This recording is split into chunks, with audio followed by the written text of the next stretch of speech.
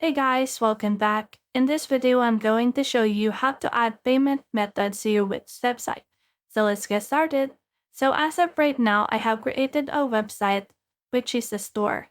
So for this one, let's just head over to this left sidebar and just click on this settings right here. Then once you click on settings, just click on this accept payments right here. And then from in there, you should be able to see in here some options wherein you can connect in here. So for this one, let's connect PayPal right here.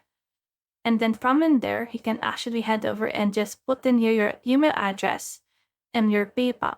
So just put in your email address and then click on connect in order to add PayPal as a payment method. Another method that you can do is you can also connect this manual payments, which is this allows you to accept cash, check, or other custom forms of payment. So when I click on the see more payment options, we'll be able to see in here the hit page, rat and pay, online pay and space ended. So just connect everything that you want to add on this. So for example, you want to click and connect drag and pay. So click on connect right here.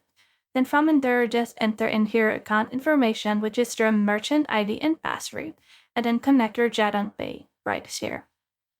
So that's the whole process. I hope this video helped you to connect payment methods on your Wix website.